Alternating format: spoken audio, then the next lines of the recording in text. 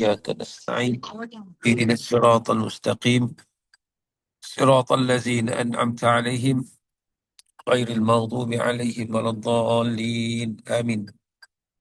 Alhamdulillah, pertama sekali sama-sama kita panjatkan kesyukuran kita kepada Allah Subhanahu wa taala kerana dengan limpah dan kurnia daripada Allah Azza wa Jalla, sekali lagi kita dapat bersama-sama untuk meneruskan perbincangan kita dalam terjemahan kitab Minhajul Talibin, Sirajul Muhtajin fi Tarjamati Kitab Minhajul Talibin. Dan kita mohon supaya urus dia untuk dapat masukkan teks dalam skrin ini untuk sama-sama kita tatapi dan juga untuk sama-sama kita bincang, insya-Allah. Yang mana pada kali ini kita masuk kepada perbincangan selepas daripada wudu. Selepas daripada wudu, kita masuk kepada bab mashul khuf. Bab mashul al-khuf, iaitu bab yang berkaitan dengan menyapu di atas khuf. Itu yang bincangan kita pada kali ini, pada hari ini, insya-Allah, pada muka surat 22, ya. Pada muka surat 22. Jadi sama-sama kita dapat meneliti perbincangan kita ini. Baik. Tuan dan rahmat Allah Subhanahu wa taala sekalian. Qala al-musannifu rahimahullah wa nafa'ana bi'ulumihi fid darain. Kita tengok perbincangan kita ke surat 2. Boleh tengok lah. Baik. Syarat sapuan khuf. Khuf ni apa pertama sekali sebelum kita bincang dengan lebih lanjut? Bab mashul khuf, bab menyapu atas khuf ni. Khuf ni adalah kita sebut stokin lah, stokin yang dipakai untuk menutupi kaki dan juga buku lali. Tapi stokin ni dia stokin yang tebal, yang tahan lasak, yang kita boleh berjalan di atasnya tanpa koyak. Itu khuf. Yang mana bila sebut sapu atas khuf ni, kita boleh mengambil wuduk dengan tidak membasuh kaki dengan menyapu di atas stokin khuf tersebut.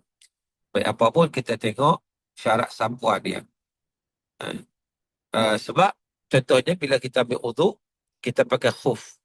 Nanti bila batal wuduk, kita ambil wuduk sampai kat kaki, kita hanya sapu je atas khuf. Tak perlu kita tanggalkan khuf dan basuh kaki. Itu dia punya maksud menyapu atas khuf tu.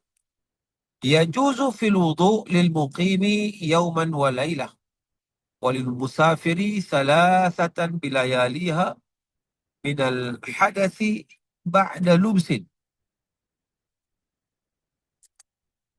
Jadi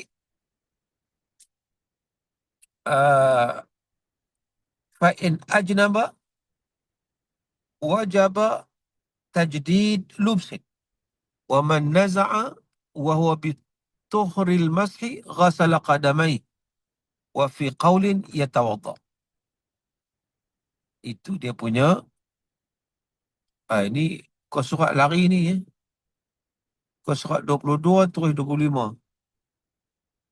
Saya tengok yang dia lari 22, 25, 24, 27, 26, 23 tak ada. 20, surat 22, ada 23, terbalik. Okey, saya ulang sekali lagi. Yajuzu fil wudu' lil muqimi yawman wa laylah wa lil musafiri thalathatan bilayaliha min al hadathi ba'da lubsin. Sapuan air di atas khuf adalah diharuskan semasa wuduk bagi orang yang bermukim, maknanya tak musafir, selama sehari dan semalam. Manakala bagi orang yang bermusafir selama 3 hari 3 malam. Bermula daripada hadas yang pertama selepas memakai khuf. Jadi cerita dia macam ni ya. Cerita dia, pertama sekali kita kena faham khuf tu apa. Saya sebut dah tadi secara ringkas. Khuf ni adalah stokin ataupun kasut. Tapi kita sebut sebagai stokin sebab kalau kasut ni dia tak tutup pukul lali kecuali kasut boot saja. Jadi kalau dia biasanya orang Arab hanya pakai sebenarnya. Kita ni orang Melayu tak jarang pakai. Sebab tu kadang-kadang kita tak dapat gambaran khuf tu macam mana. Tapi kalau kita pergi haji, kita tengok ada orang pakai. Dia pakai stokin itu yang menutup buku lali. Stokin itu biasanya dibuat daripada kulit ataupun PVC. Jadi kalau dia tak pakai kasut pun, dia boleh berjalan atas kulit tersebut. Boleh melindungi kaki dia, itu je. Tapi bila dia pakai khuf pun dia akan pakai kasut juga sebenarnya. Jadi khuf tu lah, dia, kalau orang Arab ni biasa pakai, orang Pakistan dia biasa pakai, kita Melayu jarang pakai. Tapi kalau kita nak pakai pun tidak ada masalah. Dia tak syarat nak pakai tu mesti musim apa ke. Boleh pakai anytime. Bahkan kita duduk rumah boleh kita pakai. Contohnya, bila kita pakai khuf tu, kita boleh beli kat kedai. Khuf di kedai jual pakaian umrah dan haji ni ada jual. Bila kita ambil uduk siap-siap, kita pun pakai khuf tu. Saya sebut tadi bahawa khuf tu dia mesti tutup buku lali. Macam stokin tu. Dan khuf tu dia tahan lasak. Jadi kalaulah kita sapu atas dia pun air tak masak masuk dalam kaki kita. Jadi bila kita pakai yang tu, nanti bila kita batal uduk, kita ambil uduk macam biasa sampai ke kaki tak perlu basuh. Sapu saja atas khuf tadi. Itu maksud sapu atas khuf. Dan bagi orang yang bermukim ni, dia boleh sehari semalam. Start daripada selepas daripada hadas yang pertama selepas dia pakai khuf. Contohnya, dia pakai khuf pukul 5 pagi. Dia ambil uduk, dia pun pakai khuf. Pukul 8 pagi barulah dia batal uduk. Dia ambil uduk semula pukul 8 pagi. Dia sapu atas khuf. Jadi, orang yang bermukim ni maknanya sampai pukul 8 pagi esok dia punya tahan khuf. Lepas pukul 8 dia kena tanggalkanlah khuf tu, kena ambil uduk macam biasa. Kena basuh kaki. Manakala orang yang bermusafir, dia boleh tahan khufnya selama 3 hari 3 malam. 3 hari 3 malam. Dia tak tanggal. Dia ambil uduk, nak perbarui uduk, dia hanya perlu sapu atas khuf saja. Itu keadaan dia. Baik. Fa'in masaha hadaran thumma safar au akasa lam yastawfi min muddat safar. Sekiranya dia menyapu khuf semasa dia belum musafir, kemudian dia bermusafir atau sebaliknya, maka dia dianggap tidak memenuhi syarat tempoh bagi musafir. Jadi dia pakai khuf tu dalam keadaan dia tak musafir lagi, dia duduk rumah contohnya. Lepas tu baru dia musafir. Maka walaupun lepas tu dia musafir, oleh kerana dia pakai itu semasa dia belum musafir, maka dia hanya boleh pakai selama sehari semalam saja. Dia kira macam orang bermukim lah. Macam orang tak pun musafir. Sama juga kalau dia tengah musafir, tiba-tiba dia sampai ke rumah dia lah. Begitu juga sama. Baik. Wa syartuhu ayyal basa ba'da kamali tuhrin satiran mahalla fardihi tahiran. Disyaratkan untuk pakai khuf ni, seseorang itu pakai khuf selepas sempurna bersuci dengan sesuatu yang menutupi kawasan yang difardukan dan bahan itu hendaklah suci. Jadi makna apa? Nak pakai khuf ni maknanya dia kena ambil uduk dululah maksudnya. Syar untuk dia pakai ni ba'da kamali tuhrin, selepas dia sempurna wuduk. Clear wuduk dia, kemudian dia pakai yang pakai khuf tu, dia menutupi sampai pukul lali kita sebut. Sebab pukul lali ni termasuk dalam fardu ketika mana nak ambil wuduk kaki. Yumkin tiba'ul mashi fihi litaraddudi musafirin lihajatihi qila wa halala. Dan sifat khuf itu hendaklah mampu digunakan untuk berjalan bagi kegunaan musafir yang berulang alik kerana keperluan. Qila, mestilah khuf itu diperoleh secara halal. Baik. Jadi maknanya macam yang saya sebut tadi, kadang-kadang orang bertanya tentang stokin. Stokin ni bila kita pakai, kita kok mana pun kita kena pakai kasut. Kalau kita berjalan pakai stokin je, lama dia koyak stokin tu. Itu dia tak memenuhi sifat khuf. Khuf ni, bila kita pakai, kita tak pakai kasut pun, kalau kita berjalan di atas khuf tu, dia tak koyak. Dia tahan lasak. Itu maksudnya khuf. Ah. Wala yujzi'u mansujud la yamna'u ma' fil asah. Wala jurmuqani fil adhar. Wa yajuzu mashququ qadamin syudda fil asah. Apa maksud dia? Maksud dia ialah tidak memadai dengan tenunan khuf yang tidak menghalang air. Uh, Tidak juga memadai menggunakan khuf jurmuqan, dua lapis khuf menurut qaul Azhar. Harus dan sah menggunakan khuf yang tapak kaki tetapi sudah diikat semula menurut wajah Al-Asah. Jadi maknanya apa? Kita pakai khuf ni, contohnya kalau pakai dua khuf, hak kira hak mana? Hak dalam, hak luar tak kira. Hak dalam hak yang kat kaki kita tu.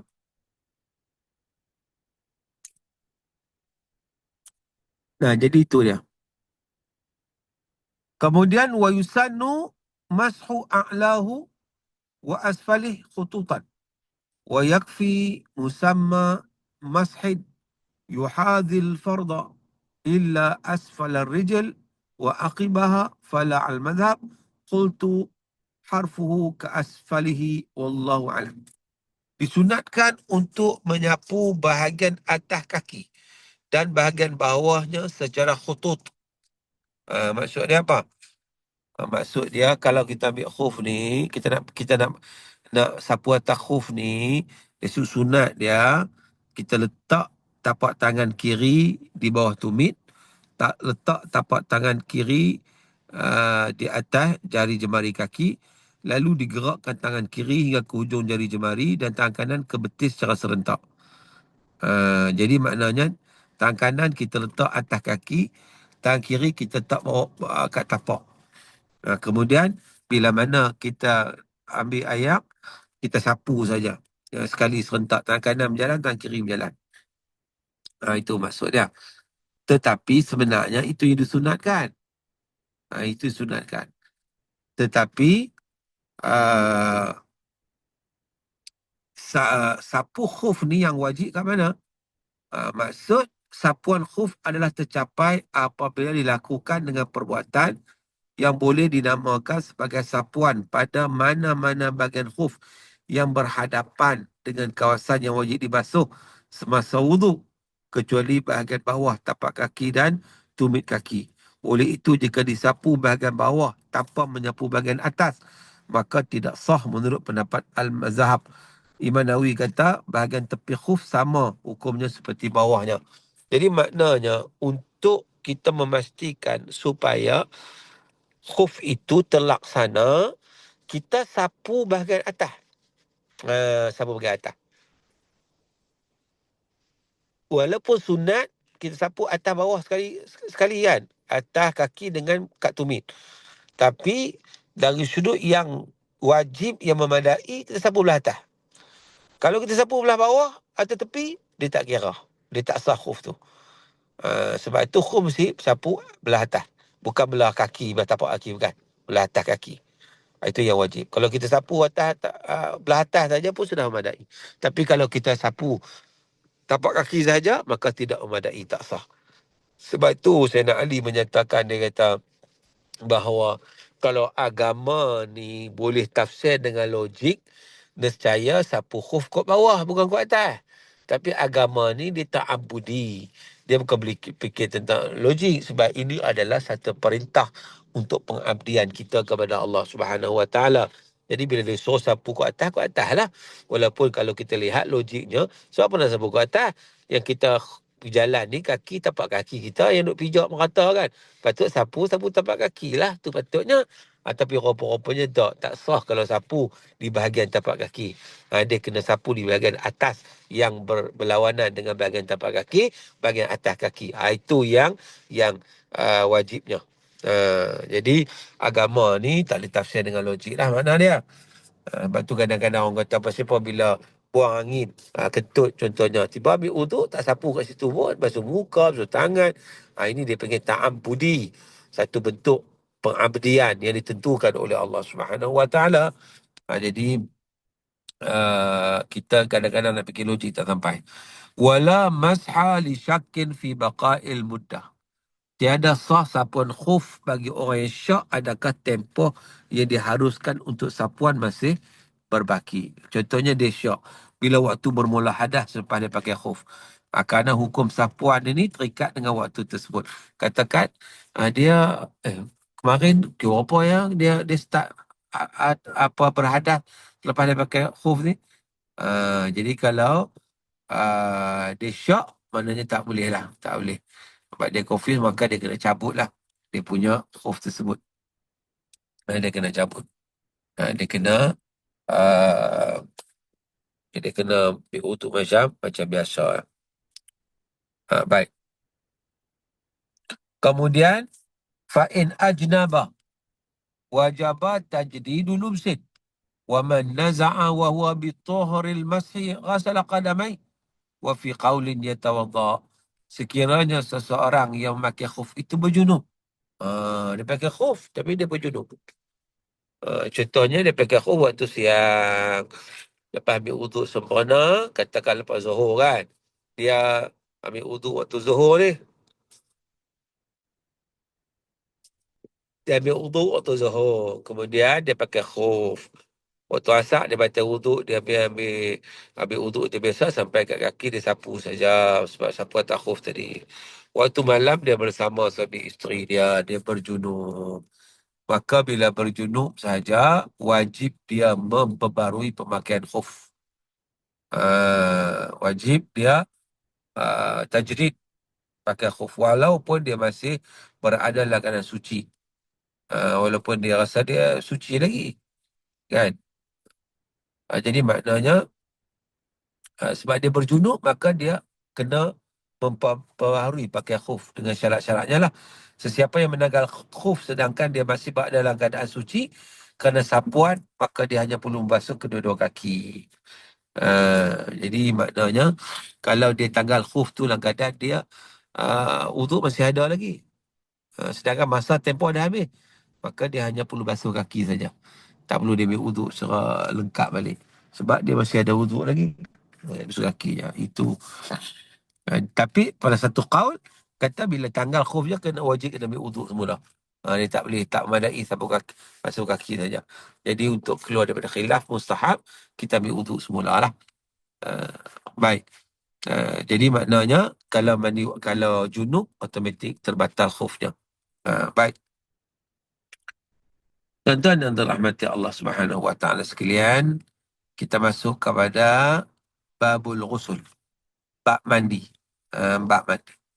Mandi ni bukan mandi biasa. Bila sebut mandi ni dia merujuk kepada mandi wajib lah. Mandi wajib. Mandi ni ada macam-macam. Ada mandi harus, ada mandi sunat, ada mandi wajib. Jadi sebab apa penting? Sebab dia melibatkan kebersihan dan juga kesucian. Sebab apa kita nak kena mandi wajib? Kalau ada sebab-sebab yang kita mewajibkan kita mandi, kalau kita tak mandi tak sah solat kita. Sebab dia terikat dengan solat. Sebab itu perbahasan tentang bab ghusl ni, bab mandi ni, dia banyak tertumpu kepada bab mandi wajib lah.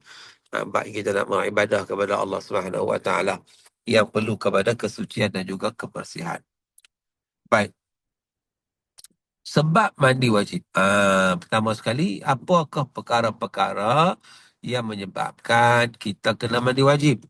Mujibuhu mautun wa haidun wa nifasun wa kadha wiladatun bila balal fil asah wa janabatun bidukhuli hashafah أو قدرها فرجا وبخروج مني min tariqihi al-mu'tad wa ghairihi وبي ويعرف بتدفقه أو لذة بخروجه أو ريح عجين رطبة أو بياض بيض جفا فإن فقدت الصفات فلا غسل والمرأة كرجل. Banyak sih cerita dia.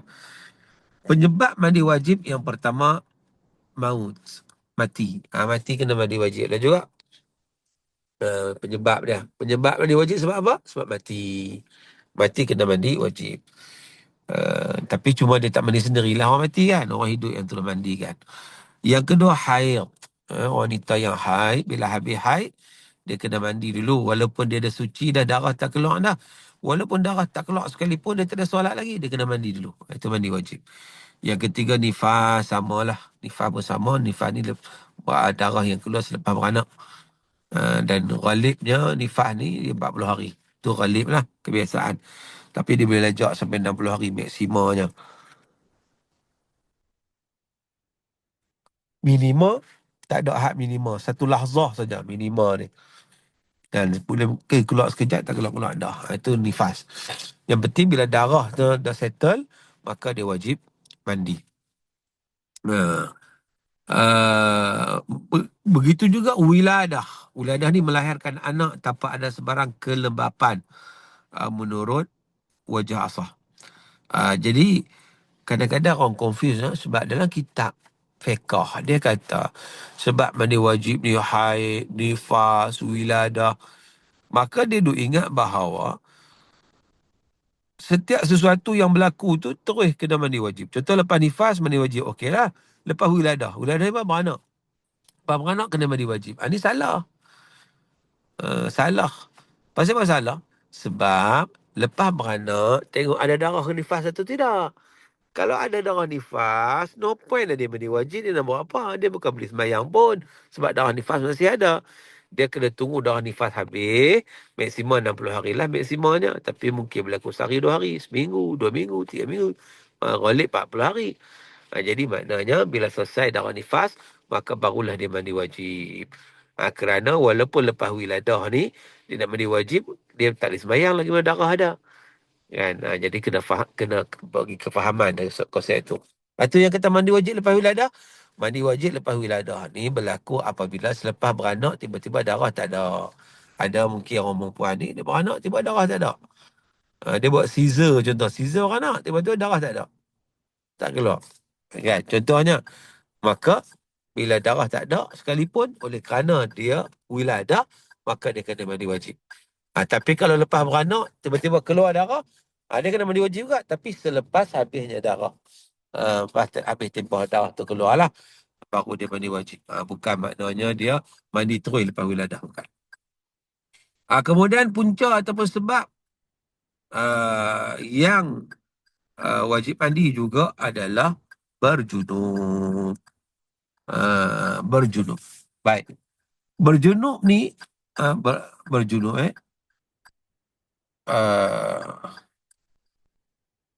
baik. Apa mana tadi?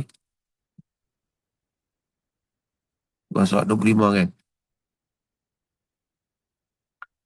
Berjunub disebabkan oleh tu apa? Tadi junub ni pula apa yang dikatakan junub ni? Sebab apa junub ni? Junub ni bila mana bersama suami isteri. Itu junub lah. Tapi bersama tu pula dia tengok kepada ukuran dia. Iaitu apabila berlaku kepala zakar yang memasuki atau ukurannya jika kepalanya terpotong ke dalam faraj. Itu.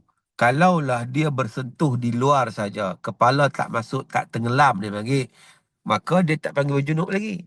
Walaupun dia bersama suami isteri, mungkin dia foreplay ke apa ke, kemudian dia sentuh-sentuh sikit, tapi kepala tak masuk, tak tenggelam, hasyafah tu.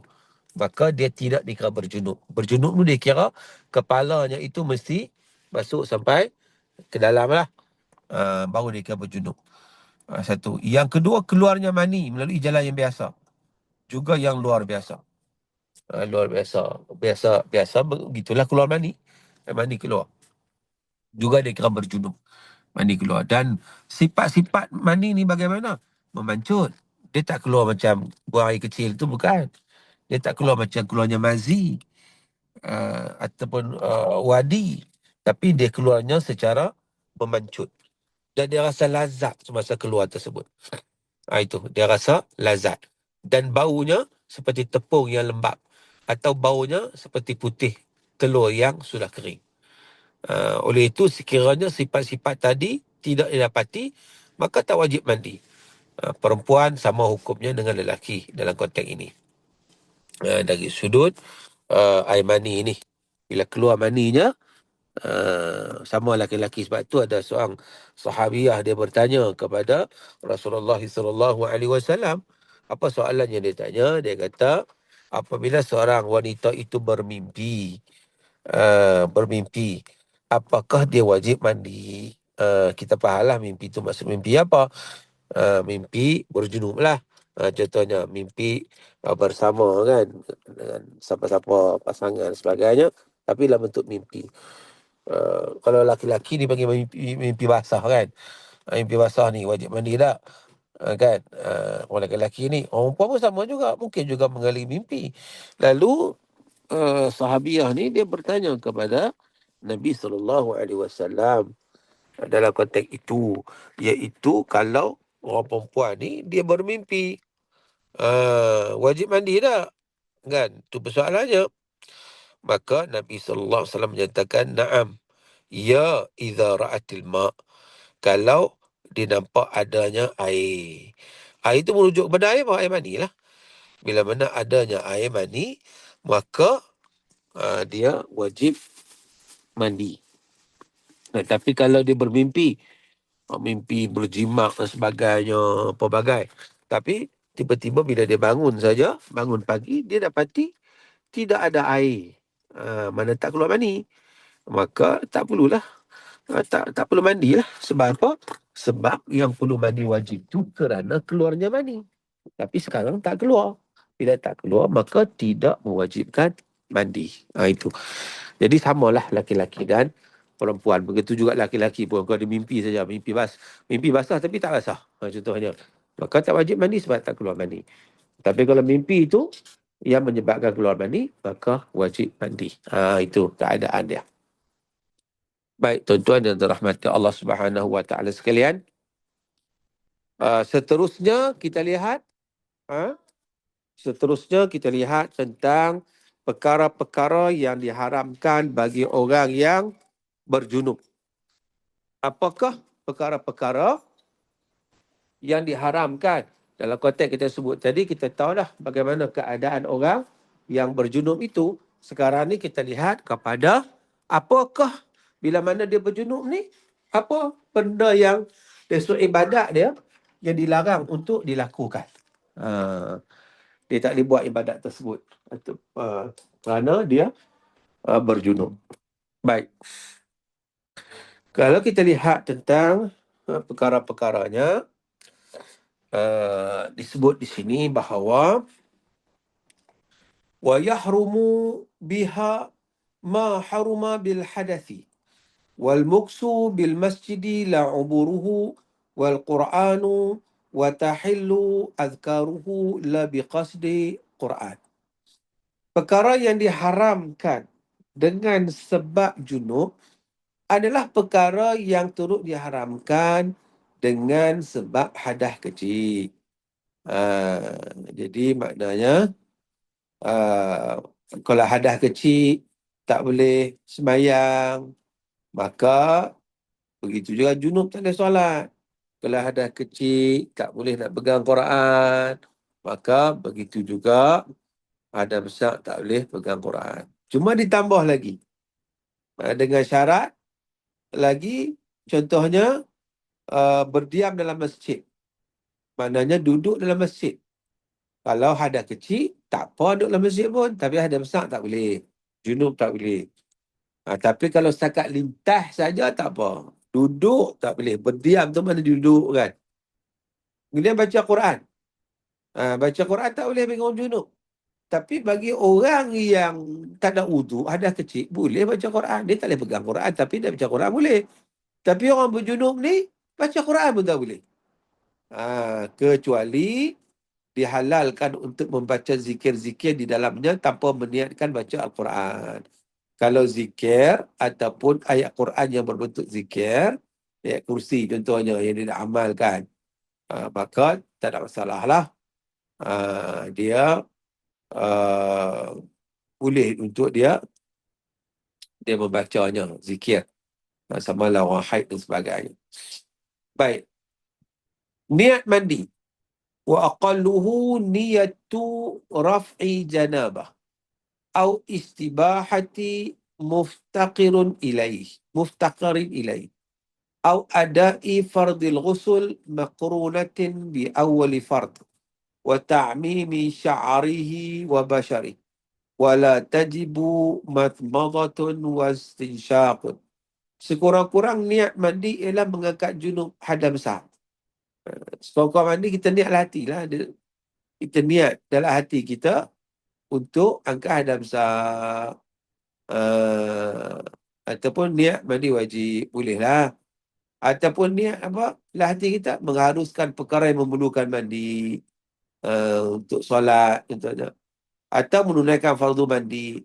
Tak ada masalah, mana-mana boleh. Niat itu hendaklah disertakan pada awal basuhan yang difardukan.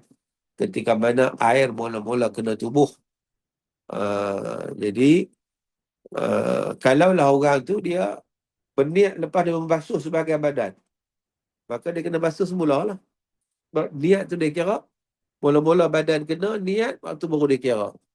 Kalau dia basuh separuh, tak ada niat pun, dia just nak fresh tubuh badannya, tiba-tiba baru dia teringat bahawa dia kena mandi wajib. Dia baru start niat. Jadi, dia dikira start daripada niat tu baru dia kira sama ada dia meratai tubuh ataupun tidak. Selepas daripada itu. Baik.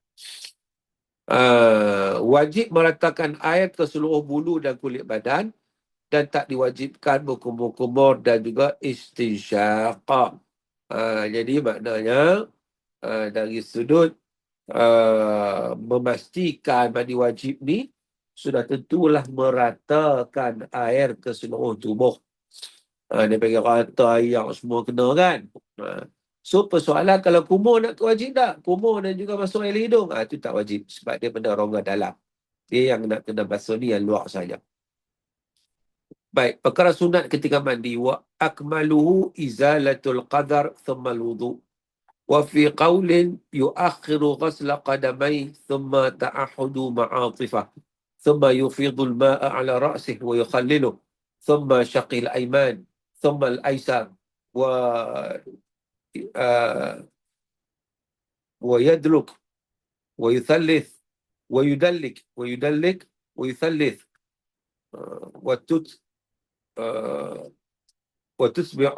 وتسمع لحيض أثره مسكا وإلا فنحوه ولا يسن تجديده بخلاف الوضوء ويسن ألا ينقض ماء الوضوء عن مد والغسل عن صاع ولا حد له. Apa maknanya tuan-tuan? Baik. Kita tengok terjemahannya. Iaitu bentuk mandi yang sempurna ialah mandi wajib ni. Macam yang paling sempurna. Yang paling simple mandi wajib sekadar kita niat dan juga meratakan air seluruh tubuh. Itu yang paling minimal lah. Tapi yang paling sempurna bagaimana? Yang paling sempurna pertama sekali kita menghilangkan kotoran di badan kita. Kita duduk tinggung lah. Kita duduk tinggung. Kemudian kita cucilah semua-semua. Pelipat-pelipat dan sebagainya. Jadi maknanya kita hilang kotoran. Kemudian kita berwuduk secara sempurna. Menurut satu qaul, basuhan kedua-dua kaki sudah dilewatkan. Mana selepas kita tengok tak bersihlah kita ni, kita cuci kan. Kita cuci, kita buang kekotoran di lipat-lipat perut ke, ketiak ke, celah-celah kangkang ke, selesai. Kita pun ambil wuduk. ambil wuduk. Cuma ada pandangan kata apa, wuduk tu ambil sempurna, cuma kaki tak payah basuh lagi. Last sekali kita basuh kaki. Kita mandi dulu. Itu satu qaul lah. Tapi ada qaul kata ambil wuduk macam biasa sempurna. Kemudian kita mandi. Bila mandi ni kita kena pastikan air meratai seluruh tubuh kita. Jadi mana-mana lipatan di apa tubuh badan kita ni, ada sendi-sendi lipat ni kita pastikan untuk sampai air ke tempat tersebut. Dan juga kita basuhlah lipatan-lipatan tu. Kemudian kita tuang ke air atas kepala lalu menyelatinya. Kita selat kat rambut-rambut kepala ni biar kena kulit kepala. Walaupun tak kena ni, maafkan, tapi kita menyelatinya. Kemudian kita basuh bahagian badan yang kanan, kemudian bahagian badan yang kiri. Kemudian barulah kita menggosok semasa basuh, dan kita membasuh anggota yang fardu sebanyak 3 kali, dan kita meletakkan kasturi pada kapas, lalu memasukkannya ke dalam faraj dan mengeluarkannya untuk menutup kesan darah haid selepas mandi. Ini bagi orang perempuan khususnya. Dia ambil kat kapas tu, dia masuk dalam kemaluan dia keluarkan balik. Dengan letak kasturi bagi wangi lah. Jika tak ada, maka boleh menggunakan, kalau kasturi tak ada, boleh menggunakan pewangi yang lain. Itu bagi yang haid. Jadi dia elok bawa macam tu. Dan tidak disunatkan memperbarui mandi wajib. Sebaliknya disunatkan membarui tajrid. Jadi mandi wajib ni dah kita mandi sekali. Sunat tak kita mandi pula? Niat mandi wajib dah tak sunat dah. Sampailah berlaku hadas semula. Berbeza dengan wuduk ni. Wuduk ni walaupun tak batal wuduk lagi, boleh je. Kita nak tajrid wuduk, nak memberi wuduk. Wuduk boleh. Tapi yang kata mandi wajib ni tak. Baik. Disunatkan penggunaan air wuduk tak kurang daripada 1 mud. 1 mud ni 1 cupak. Dan mandi wajib tak kurang daripada 1 gatang, 1 sok. Tetapi daripada sudut kewajipan tiada had tertentu bagi penggunaan air bagi mandi dan wuduk. Dia sebenarnya banyak mana kita nak guna air ni, itu terpulanglah kepada keselesaan asalkan tidak membazir. Maka tidak ada satu ketetapan yang khusus. Cuma kalau melihat kepada Nabi SAW, Nabi biasa kalau wuduk ni, lebih kurang satu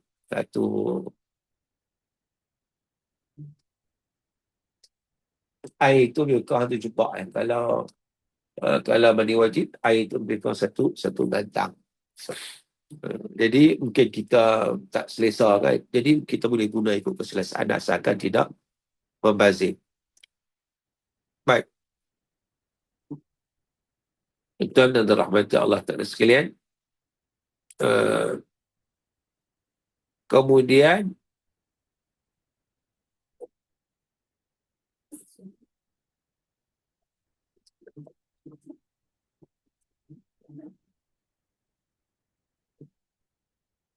dari sudut basuhan berapa kali? Berapa kali? Dia tidak ada masalah berapa kali pun asalkan bersih lah. Asalkan bersih. Wa man yaghtasala li janabatin wa jumu'atin hasala aw li ahadihima hasala faqat. Siapa yang mandi dengan niat mengangkat junub dan niat mandi sunat hari Jumaat, maka dia mendapat kedua-duanya sekali. Atau dia hanya mandi untuk salah satu niat saja, maka dia mendapatkan apa yang dia niatkan saja. Jadi maknanya kalaulah dia hari Jumaat contohnya, dia nak niat sekali, niat mandi wajib bersama dengan niat mandi Jumaat. Boleh. Tapi kalau niat salah satu, maka salah satu je terhasil. Tak terhasil kedua-duanya sekali lah. Qultu walau ahdatha thumma ajnaba au aksuhu kafal ghusl al-madhhab wallahu alam. Imam Nawawi kata apa? Dia berpendapat seandainya seseorang berhadas kecil kemudian dia berjunub, atau dia berjunub kemudian berhadas kecil, maka cukup dia mandi sekali saja untuk mengangkat kedua-dua hadas berkenaan. Menurut pendapat mazhab. Jadi maknanya cukup dia angkat hadas besar saja, dia dapat sekali hadas kecil.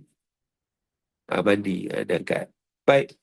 Tuan-tuan dan rahmati Allah Ta'ala sekalian, habis yang tu, kita nak masuk babun najasah. Sebelum saya nak teruskan lagi perbincangan kita kepada bab najis ini, najasah ni, saya buka soalan dulu. Apa ada? Kalau ada soalan, Assalamualaikum Ustaz. ya, Ya, Assalamualaikum Waalaikumsalam. Ustaz. Ya, Ya, ya, ya, ada satu tak? Masa Ustaz terang tentang bentuk mandi yang paling sempurna tu, ya. 1 sampai 8 kan. Tapi kat mana niat tu? Niat dia. Niat dia masa air mula menyentuh tubuh. Jadi dia macam ni lah. Kalau Ah, mula-mula, dia cuci dulu.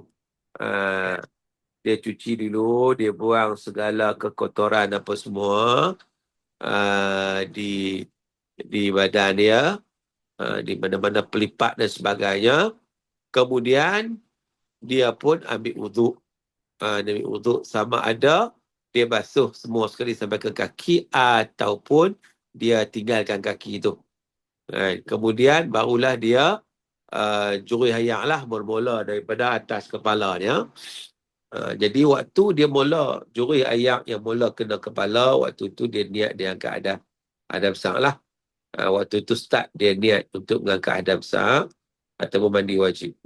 Kemudian dia pun basuh kepala dia, basuh ke kanan 3 kali, basuh kalau zaman dulu ni dia by satu-satu lah, kanan dulu, kiri, macam sekarang kita pakai shower.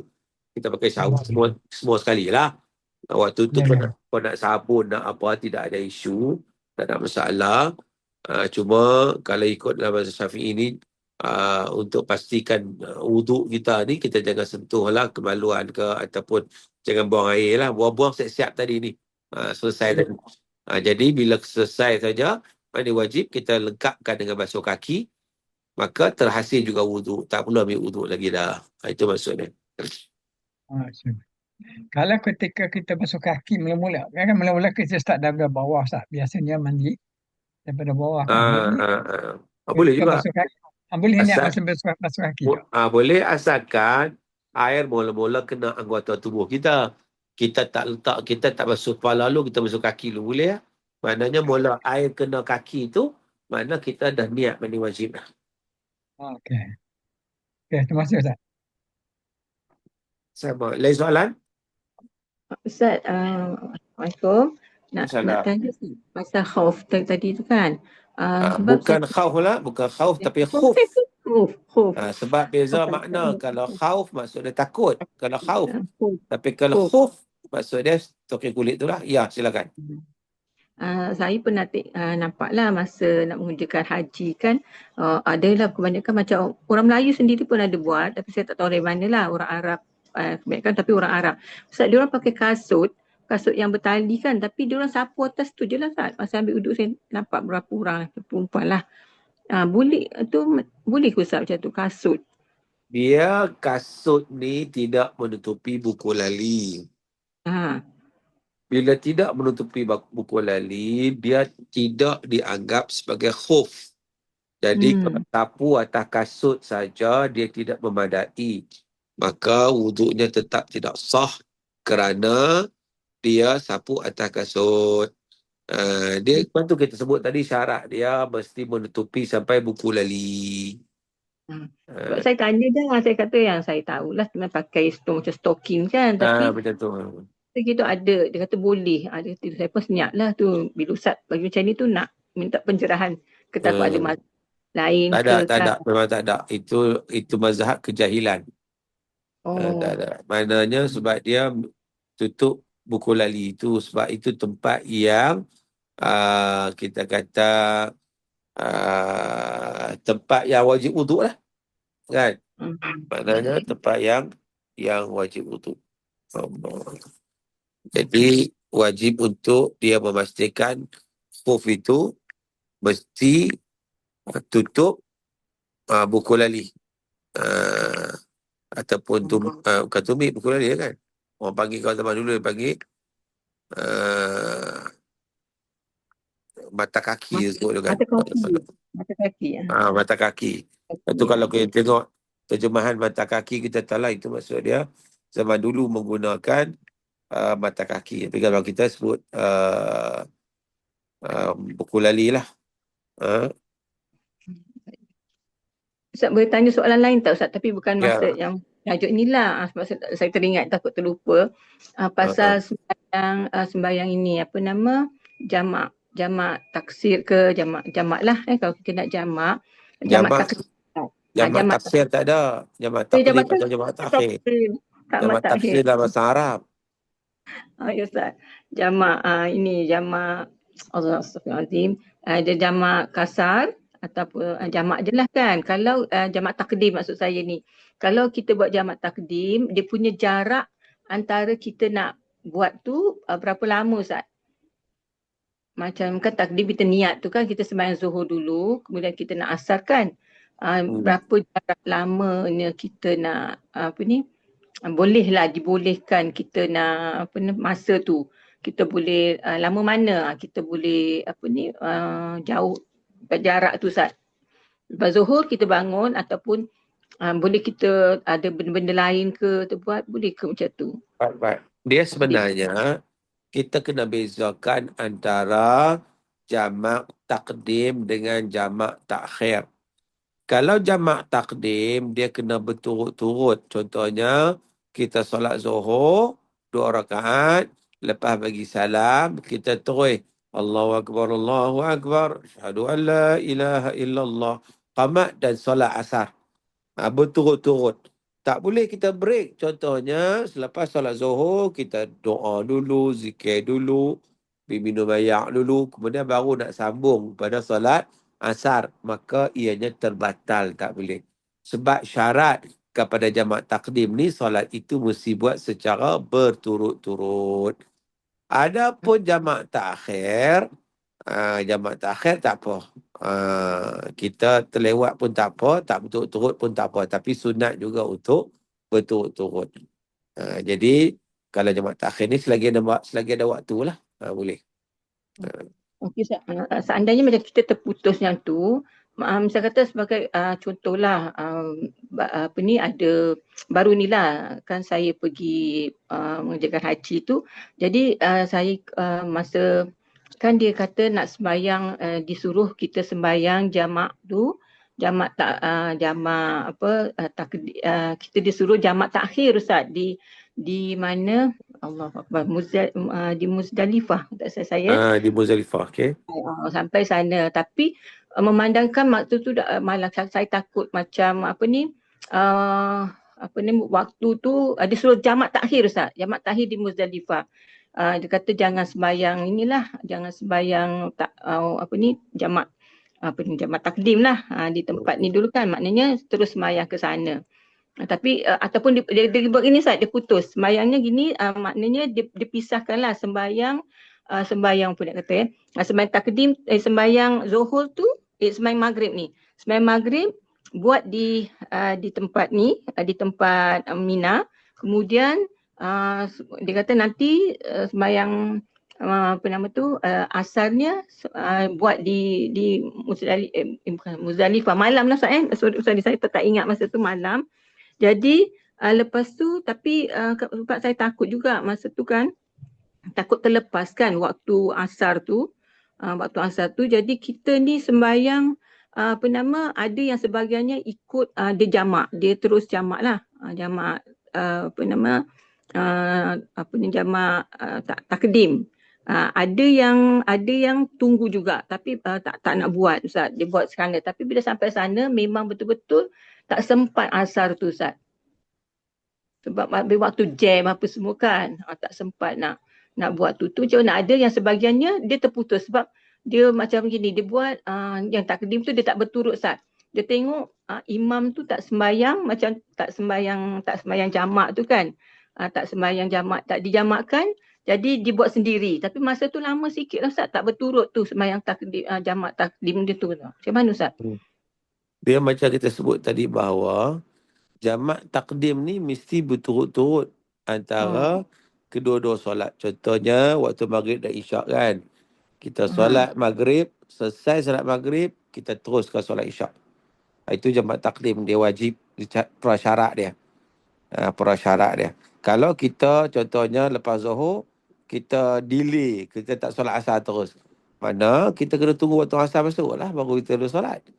Tetapi kalau kita tak delay, selepas daripada selesai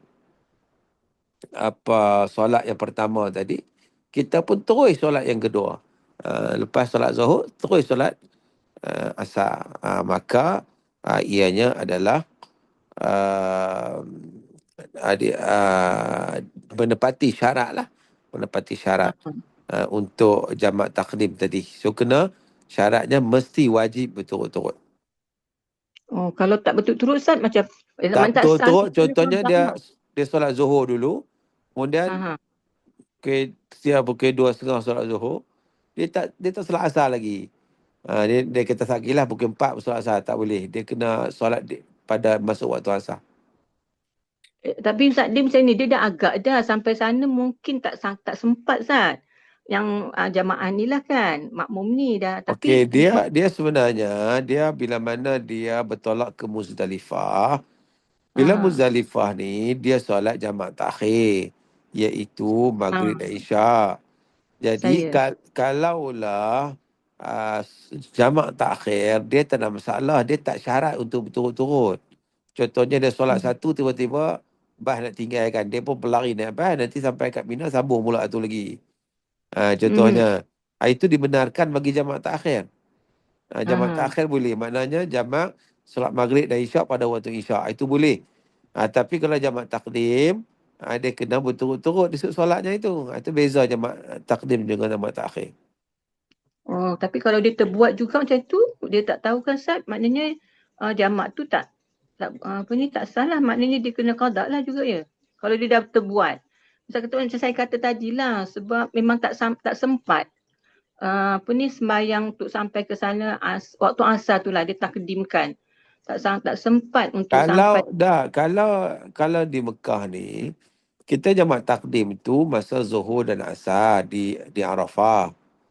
Di Arafah saya. Di Arafah, zuhur dan asar. Lepas tu barulah takhir di Muzdalifah, maghrib dan isyak, takhir. Jadi saya tak nampak ada isu kat situ. Sebab bila mana kita takdim, sebab kita ada khutbah Arafah apa semua kan. Maka kita tunaikan teruslah jamak takdim ni. Kita berturut-turutlah dengan asar. Lepas tu nanti mula solat pula jamak takhir di Muzdalifah dulu. Itu maghrib dan isyak. Itu tak apalah, tak turut-turut pun. Jadi solat. Ya.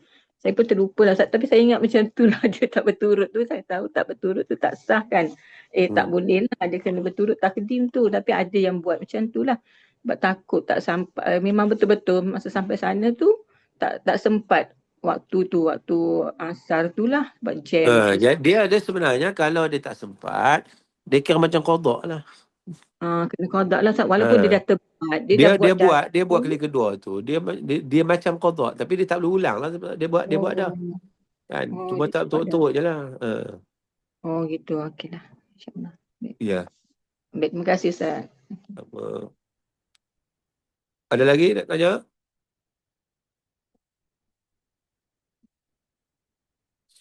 Tak ada. Tak ada, kita masuk babun najasah. Bab yang berkaitan dengan najis. Baik.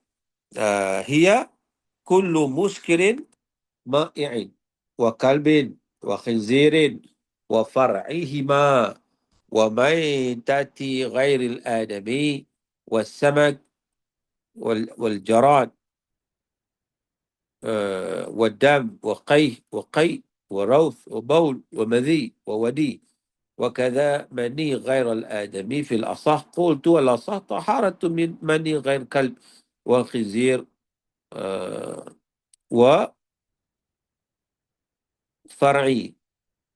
وفرعي أحدهما والله أعلم ولبن ما لا يؤكل غير الآدمي والجزء المنفصل من الحي كميتته إلا شعر المأكول فطاهر وليست العلقة والمضغة ورطوبة الفرج بنجس في الأصح. Baik. Apa yang dianggap sebagai najis ni? Najis ialah setiap cecair yang memabukkan. Dia kira najis seperti arak lah. Yang dibuat daripada anggur segar. Jadi maknanya arak ni dia dikira najis dalam mazhab Syafi'i ni. Iaitu kalaulah arak tu dikira cair memabukkan kan. Dia kena tangan kita. Orang minum ke air tu mercik tangan kita. Kita nak solat, maka wajib untuk kita membersihkan, kita basuh tangan kita itu. Kalau tidak, dia kira bernajis. Itu sebab arak dalam mazhab Syafi'i najis. Berbeza dengan mazhab Hanafi, mazhab yang lain menyatakan bahawa arak ni dia najis maknawi. Najis tak boleh kita minum dia. Tapi dari sudut airnya itu tidaklah menyebabkan dia menajiskan tangan kita kalau kena air arak tu. Itu satu pandangan lah. Jadi kita nak keluar daripada khilaf macam kita sebut tadi. Kita kalau arak tu kena, cecair tu kena kita anggap dia najis yang kita perlu basuh. Yang kedua, anjing dan khinzir serta keturunan kedua-duanya. Jadi anjing dan khinzir ni dia najis dia itu najis mughalazah. Sebab berdasarkan kepada hadis tuhuri ina ahadikum idza walagha fil kalb ay yaghsilahu sab'a marrat ulahunna biturab. Maksud dia kata Nabi, penyucian bekas kalian bila dijilat oleh anjing adalah dengan membasuhnya 7 kali dengan air yang pertama dengan air tanah. Itu dia najis lah keadaan macam tu lah. Baik. Cumanya dalam hadis ni cerita pasal anjing. Tak cerita pasal babi. Tapi babi ni keadaannya lebih jelek daripada anjing. Kerana tidak dibenarkan membela khinzir secara mutlak. Sebab itu tak boleh. Nak membela babi tak boleh. Anjing dalam sebagian keadaan dibenarkan untuk pelihara. Disebabkan untuk keperluan jaga tanaman, semua boleh. Tapi babi tak boleh. Suruh babi lagi dahsyat lah. Jadi kedua-duanya kira mughalazah. Yang ketiga, bangkai haiwan. Kecuali manusia, ikan dan belalang. Bangkai haiwan ni dia kira najis. Pakai lembu ke, pakai kucing ke, pakai apa. Najis. Kecuali haiwan manusia. Kecuali manusia, ikan dan belalang. Dia tak kira najis. Dia tak najis. Lepas tu kita boleh makan bangkai ikan. Dia tak sembelih pun kan. Belalang gitu juga.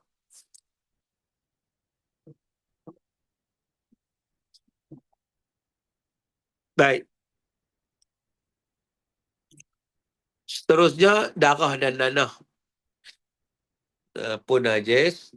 Muntah, tinja haiwan, kencing, air mani, air mazi, air wadi, dan air mani haiwan selain manusia menurut wajah al-asah. Juga najis. Kalau air mani manusia tak najis. Imam Nawawi kata menurut wajah asah air mani haiwan selain anjing khinzir, keturunan kedua-duanya adalah suci. Wallahu a'lam.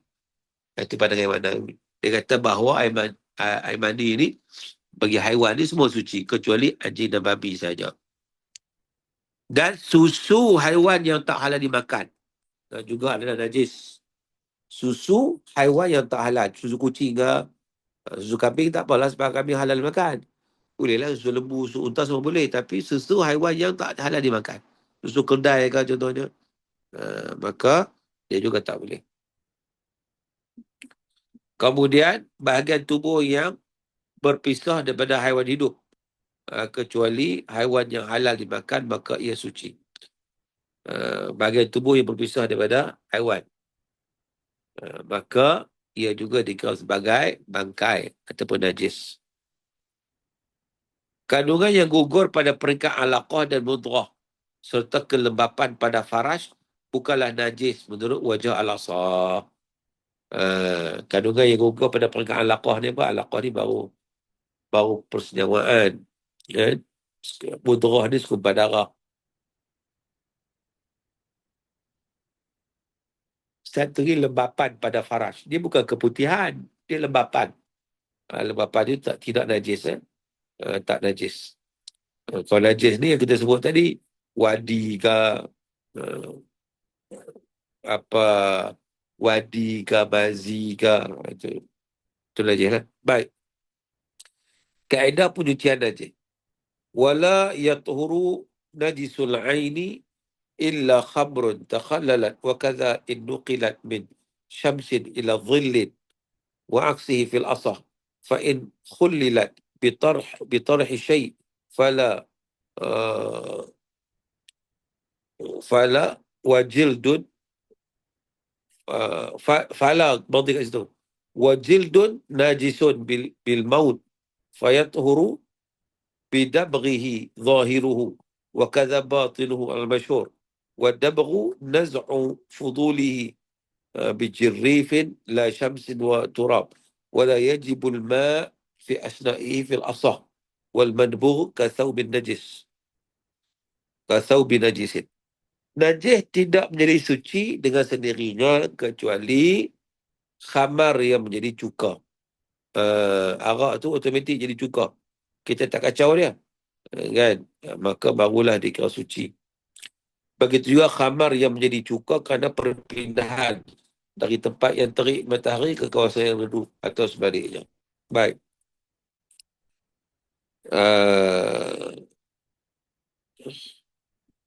Namun, Al-Qaul Azhar hanya tanah yang boleh digunakan. Dan penyucian disebabkan khizir sama dengan penyucian disebabkan anjing. Jadi maknanya, kena basuh 7 kali, salah satu dengan air tanah lah. Tambah anjing dan babi ni. Wala yakfi turabun najis wala mamzuz bima'i'in fil asab. Dan tidak cukup menggunakan tanah yang bernajis atau tanah yang bercampur dengan cecair selain daripada air untuk penyertuan. Untuk sertu. Baik. Jadi kita tengok bagaimana 34, 33.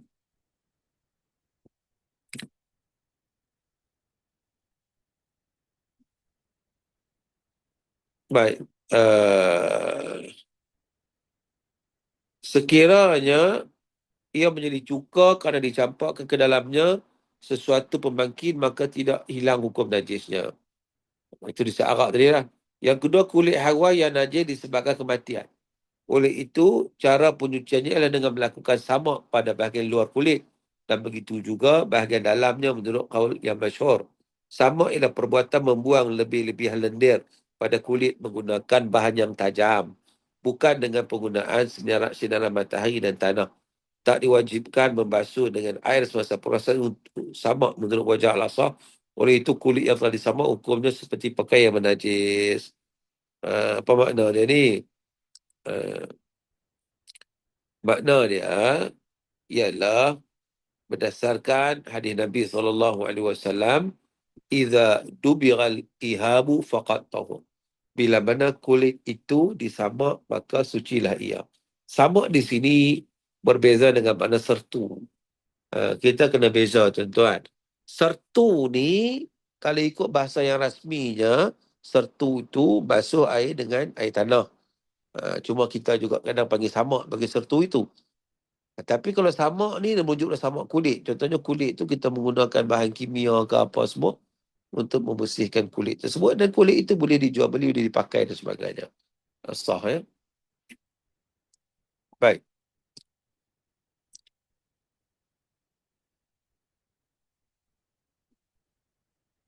Dia kata kulit yang disamak hukumnya seperti pakaian menajis. Apa maksud dia? Pakaian menajis tu bila kita cuci dia, ada bersih lah. Macam tu juga kulit. Kulit tu bila disamak. Ini kulit selat anjing dan babi lah. Samak yang dengan menggunakan kaedah guna kimia ke guna apa nak bersih, nak cuci lah. Begitu. Baik. Penyucian najis mughalazah. Wa ma najusa bimulaqati syai'in min kalbin ghusila sam'an ihdahunna biturab wal azhar ta'ayyun turab wa anil khinzir ka kalbin. Iaitu sesuatu yang bernajis akibat mengenai bahagian anjing hendaklah disertu dengan dibasuh 7 kali basuhan air mutlak kecuali salah satunya dengan air yang bercampur dengan tanah. Jadi itu keadaannya. Mana dia seterusnya? Baik. Menurut Qaul Azhar, hanya tanah yang boleh digunakan. Dan penyucian disebabkan khizir sama dengan penyucian disebabkan anjing. Sebab tu kekuatan dalilnya adalah Allah Azhar ni anjing. Tetapi dikiaskan pada babi. Wala yakfi turabun najis wala mamzuj bima'in fil asl. Tak cukup menggunakan, tak boleh menggunakan tanah yang bernajis atau tanah yang bercampur dengan cecair selain air untuk penyertuan. Hanya beri kaedah untuk sertu lah. Ya? Macam mana penggunaan tanah tersebut. Baik.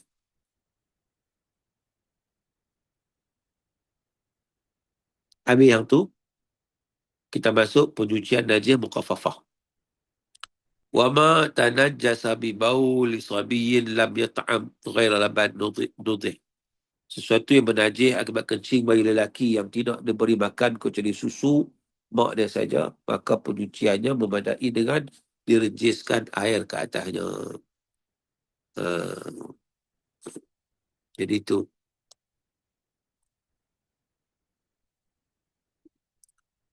Seterusnya,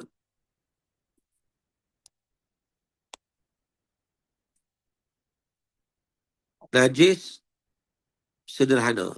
Kalau najis mukhaffafah ni, kita sebut tadi, bayi lelaki yang berumur 2 tahun ke bawah yang hanya minum susu mak dia saja. Jadi bila dia kencing contohnya, tak perlu kita beradun, basuh bagai. Kita ambil air, kita percaya, kita lap. Sudah memadai. Itu dipanggil najis mukhaffafah. Najis mukhaffafah hanyalah melibatkan kanak-kanak lelaki yang berumur 2 tahun ke bawah yang hanya minum susu ibu dia saja. Baik. Yang kedua, najis mutawassitah. Bagaimana penyucian dia? Jadi, وَمَا تَنَجَّزَ بِغَيْرِهِمَا إِلَّمْ تَكُنْ عَيْنٌ كَفَى جَرْ الْمَاء وَإِنْ كَانَتْ وَجَبَ اللَّهُ الطَّعْمِ وَلَا يَضُرُّ بَقَاءُ لَوْنٍ أَوْ رِيحٍ عَسُرَ زَوَالُهُ وَفِي الرِّيحِ قُلْتُ فَإِنْ بَقِيَ مِمَّا ضَرَّ عَلَى الصَّحِيحِ وَاللَّهُ أَعْلَمُ. Baik. Sesuatu yang bernajis akibat najis selain anjing dan khinzir serta najis mukhaffafah, sekiranya air najis sudah tiada, maka cukup dengan diairkan di kawasan yang bernajis. Namun sekiranya air najis masih ada, maka wajib menghilangkannya terlebih dahulu sehingga hilang rasanya, tidak mengapa kekal warna dan bau apabila sukar untuk dihilangkan. Berkenaan isu bau, ada qaul yang menyatakan kekalnya bau itu tidak menghilangkan hukum najis. Banawi kata sekiranya warna dan bau itu kekal bersama, maka tidak hilang hukum najis menurut wajah yang asah. Baik. Sebab kadang-kadang contohnya wanita yang darah kan, dia basuh-basuh pun nampak warna dia punya pakaian tu masih lagi nampak ada darah yang tak keluar. Maka itu dimaafkan sebenarnya. ويشترط ورود الماء لا العصر في الأصح والأظهر طهارة غسالة تنفصل بلا تغير وقد طهر المحل ولو نجز مائع تعذر وتطهيره وقيل يطهر الدهن بغسل. Baik. Apa makna dia?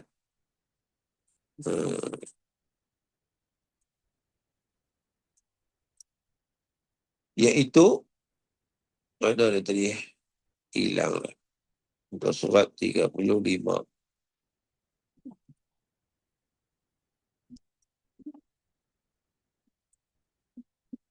Baik. Sekiranya bau dan bau, warna dan bau itu kekal bersama, maka tak hilang hukum najis. Okey. Wa yushtaratu wurudul ma' lal asru fil asah wal azhar taharatu ghusalatin tanfasilu bila taghayyurin wa qad tahura al mahal walau najusa ma'i'un ta'azzara tathiruh wa qila yathuru ad-duhnu bi ghusli. Disyaratkan air adalah dicurah ke atas tempat yang bernajis dan tidak disyaratkan memerahnya. Kemudian wajah yang asah berdasarkan qaul azhar, air basuhan tempat yang terpisah bernajis adalah suci sekiranya ia tidak berubah dengan sifat-sifat najis dan tempat bernajis telah disucikan oleh air basuhan itu.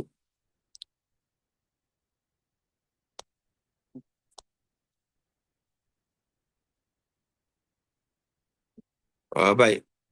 Seterusnya, seandainya cecair selain air bercampur najis, maka penyuciannya tak mampu dilakukan. Qila minyak boleh disucikan dengan basuhnya. Baik. Habis itu, bab suci menajis. Kita ada bincang tentang najis-najis, pembagian-pembagian dia dan pencucian dia juga pembagiannya. Sekarang kita masuk bab yang baru, babut tayammum, bab tayammum. Tapi sebelum itu macam biasa, saya buka lagi ruang pada tuan-tuan dan puan yang nak tanya soalan sama ada yang berkaitan dengan tajuk ataupun luar tajuk pun boleh. Boleh tanya soalan, dipersilakan. Ya, Assalamualaikum Ustaz. Salam. Saya solat. Saya dipahamkan bahawa selama ini bila kita basuh katakan kapet ke apa tu, mesti air mengalir tak? Mesti air dialirkan air. Jadi persoalan timbul apabila kapet di masjid yang begitu besar tu kena najis. Itu macam mana nak bersih? Hmm. Baik, terima kasih. Dalam konteks pembasuhan mesti air mengalir. Ya, betul. Itu nama basuh ke tak nama basuh kan? Jadi Ya. persoalan yang berkaitan dengan najis yang berada pada kapet. Pada kapet di masjid yang besar. Najis pula berada di tengah-tengah. So takkan kita nak potong kapet, kita nak buang. Sedang kapet itu custom datang tu permintaan kita. Bagaimana kan? Jadi di situ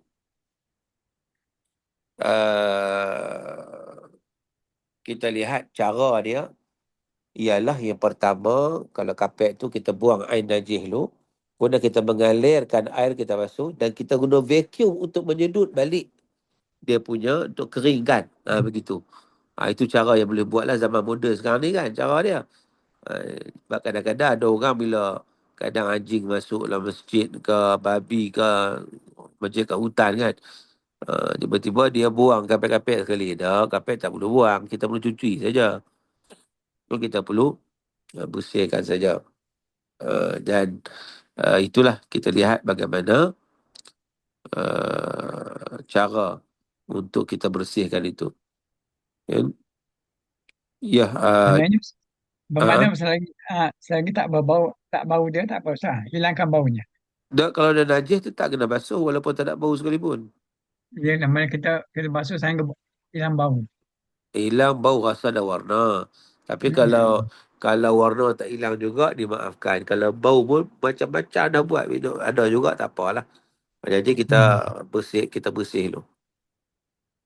Ya, ya. Macam di Hmm. masjid surau tu lah kita sebut tadi. Kadang-kadang dia punya kapet besar. Kita nak cuci, nak bersihkan tu. Kita pergi, kalau najis, pertama kita buang najis tu. Kemudian kita basuh dengan mengalirkan air di kawasan tapak, di kawasan kapet tu saja. Kita kepung supaya dia tak mengalir. Kemudian kita boleh Ya, guna ya. vacuum untuk kita keringkan. Hmm. Jadi taklah masam dan sebagainya. Itu cara Ya, dia ya. lah. Ya, lain Ya, Ustaz. soalan?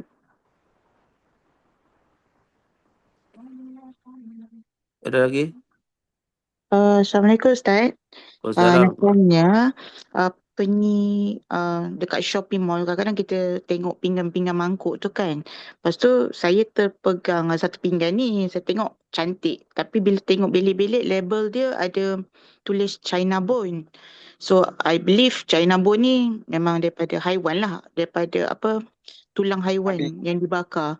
So Hmm. bagaimana ya Ustaz cara nak bersuci? Ketika tu saya just basuh tangan, agak panik kat sebenarnya basuh tangan, tapi itulah sebab seharusnya bagaimana Ustaz? Dia sekiranya dia ada bahan yang bernajis tadi, babi kan. Tapi kering, pinggan tu kering. Kita peganglah kadang kering. Maka bila kering ni, dia tidak ada masalah. Tak perlu untuk kita bersihkan lah. Tak perlu kena cuci. Kecuali kalau basah, yang menyebabkan berlakunya perpindahan najis itu kepada tangan kita, wajiblah kita sertu. Kalau ikut pandangan mazhab Syafi'i, bagi kawan yang berkaitan dengan anjing dan babi. Tapi kalau setakat pegang produk lagi pun kan, tangan kita pun bukanlah tak ada, kita kering sama kering lah kita katakan, maka di situ dimaafkan. Ya.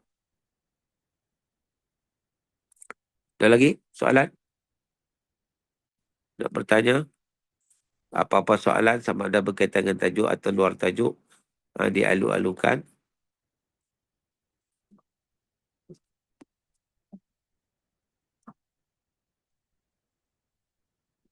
Tak ada? Semua clear ya? Baik. Kalau semua clear, kita pun nak melabuhkan tirai kita. Sebab kita akan masuk bab tayamum. Bab baru lah kita kiranya bab tayamum ni. Satu bab lain pula kan. Maka dengan sebab itu kita berhenti sekadar itulah untuk hari ini. Nanti kita akan bincang semula dari semasa ke semasa. Terutamanya kita akan mulakan dengan isu-isu yang berkaitan lah, yang berdasarkan yang dibincangkan dalam kitab tersebut. Tapi sebelum itu, macam yang sering saya sebut, walaupun pembincangan kita pada tajuk-tajuk yang tertentu, tetapi dari sudut persoalannya kita bukan luas. Walaupun tidak kaitan dengan tajuk, boleh juga.